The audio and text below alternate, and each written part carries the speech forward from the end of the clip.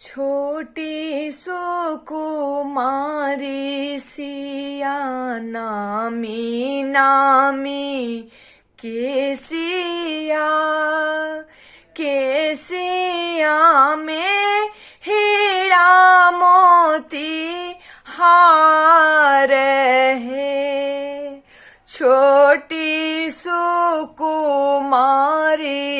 सिया नामी नामी केसिया केसिया में हीरा मोती हार है।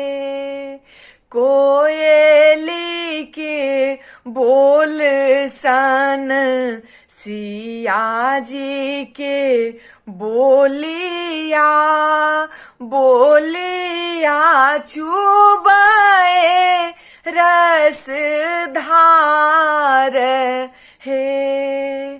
कोयली के बोल सन सिया जी के बोलिया बोलिया चुबाए रस धार है। छोटी सुकुमारी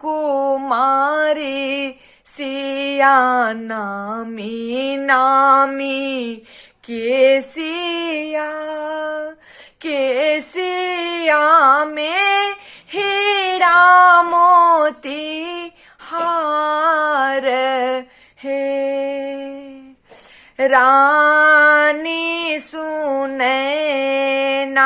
के दुलारी सिया बेटिया बेटिया के माही माया पार है। रानी सुनैना के दुलारी सिया बेटिया बेटिया के माही माया पार है। आयल बैसाख मास नौमी ई जोड़िया चहु दिस समय सुखार है। आयल बैसाख मास नौमी ई जोड़िया चहु दिस समय सुखार है। छोटी सुकुमारी